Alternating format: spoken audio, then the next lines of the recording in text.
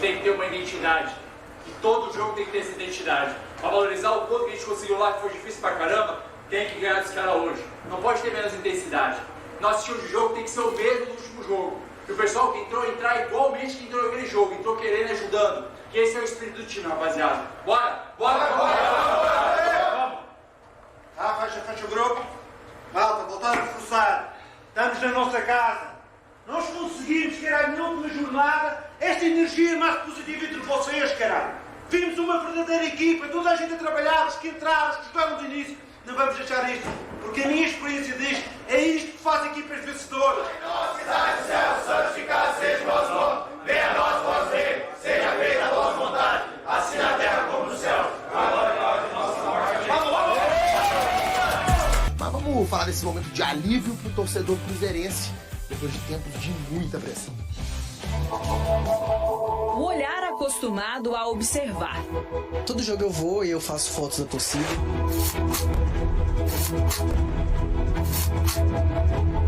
Sentiu uma energia diferente no último jogo pelo Brasileirão. Senti um pouco de esperança de melhora no time. A vitória em cima do Bahia fez o Cruzeiro subir 7 posições na tabela e acabou com um jejum de 4 jogos sem vencer. Olha o belo espetáculo que faz o torcedor do Cruzeiro em lua de mel com a equipe. O resultado, torcida e equipe na mesma sintonia. Foi o primeiro jogo que eu vejo que eles apoiaram a equipa no seu todo. Não estiveram preocupados quem estava a jogar, quem não estava a jogar, não sei o que. Eles estavam a apoiar.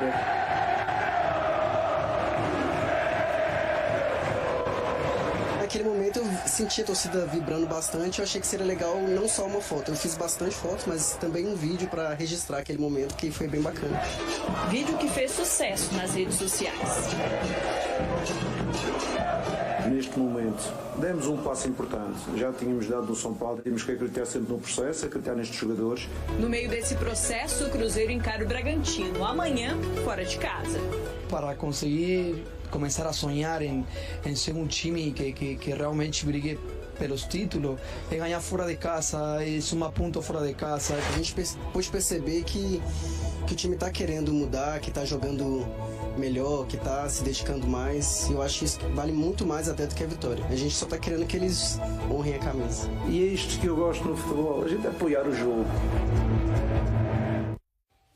Vitória deu moral pro Jardim. Henrique Fernandes, você tá sempre com moral, tá bom? E é isto que eu gosto de ver também, o Cruzeiro jogando na quinta. Bonitinho, falando Beleza? português de Portugal. Amanhã temos Bragantino e Cruzeiro no interior de São Paulo.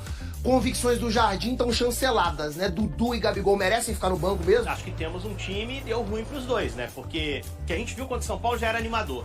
Aí ele repete o time contra o Bahia, a gente viu uma atuação avassaladora que o Cruzeiro não entregava há um ano.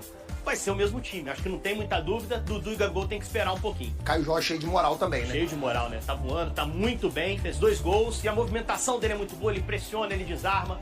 Acho que o Caio Jorge é o dono desse comando de ataque. Provável Cruzeiro para ser batido contra o Bragantino, tendência é repetir, né? Sem surpresa, eu acho que o Leonardo Jardim vai manter o time, aí a gente tá vendo a formação, que tem o Christian agora como meia pela direita, é um cara que marca mais também. Caio Jorge no comando de ataque, Matheus Pereira mantido. Pegar um Bragantino que tá embalado, hein? 2 vitórias nos 2 últimos jogos sem tomar gol, o time do Fernando Seabra. Vai ser um duelo importante. Vamos mudar de assunto pra falar que Gabigol, para muitos, o segundo maior ídolo da história do Flamengo, seguramente um dos maiores da história rubro-negra, saiu do clube onde era amado, decisivo, mais banco do Pedro, porque queria jogar mais, queria um contrato maior, o Flamengo só oferecia 1 ano, ele queria mais tempo de contrato, e foi para o Cruzeiro. Hoje está no banco do Caio Jorge. Dudu, um dos jogadores mais amados, vitoriosos da história do Palmeiras, deixou o clube paulista pelo mesmo motivo. Não tinha muita minutagem com Abel Ferreira desde que voltou de lesão, queria jogar mais, foi para o Cruzeiro. Hoje, banco do Christian, pelo menos é o que a Semana Celeste indica. Moral da história, muito cuidado com o que você deseja. Eu nem vou aqui questionar a escolha dos jogadores, isso é muito individual. Quando você quer mudar de emprego, de cidade, quer novos ares, beleza, a escolha dos jogadores eu nem vou questionar. Eu acho que fica uma grande lição é para o Cruzeiro, especificamente para o dono do Cruzeiro. Porque o dinheiro não é mais do clube agora, o dinheiro é dele, né? Ele é o dono, é ele que banca. E obviamente quando você monta um elenco que não se encaixa com as ideias de jogo do treinador que você traz, você perde dinheiro. você rasga dinheiro. E nessa curta ainda passagem do presidente Pedro Lourenço, eu acho que ele já percebeu que ele desperdiçou dinheiro. Porque ele fez contratações muito midiáticas, Dudu e Gabigol, nomes explosivos, pensava em trabalhar com esses jogadores com o Fernando Diniz, demitiu o Diniz, está pagando multa para o Diniz, e agora está vendo os maiores investimentos que ele fez no banco de um treinador cuja ideia de jogo não combina com Dudu e Gabigol juntos. Tenho trazido essa informação já há algum tempo.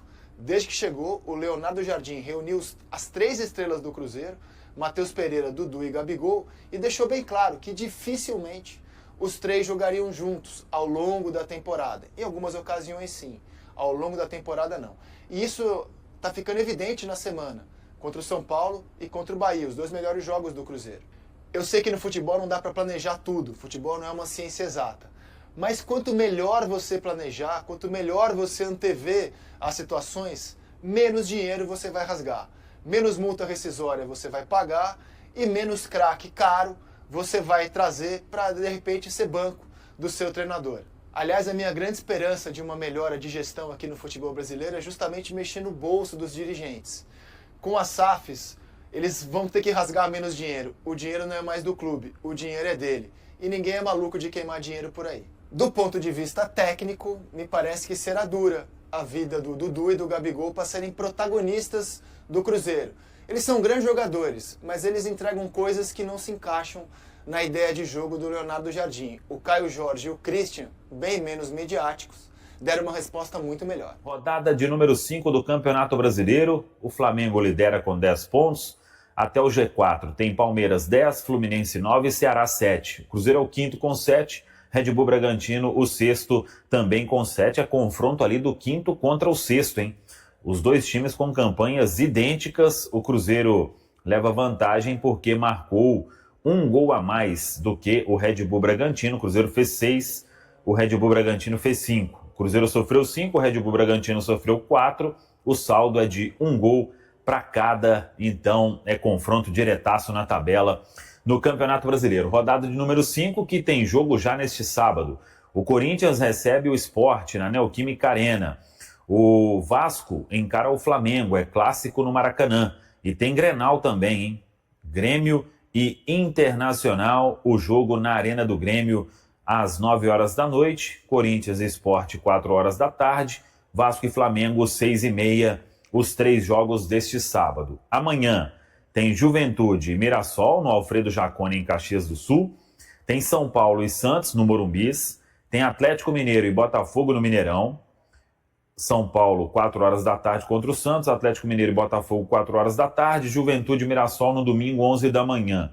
6h30, no domingo, teremos Fluminense e Vitória, no Maracanã. 8h30 da noite, em Fortaleza, tem Fortaleza e Palmeiras. Também 8h30 da noite, em Bragança Paulista, tem Red Bull Bragantino e Cruzeiro.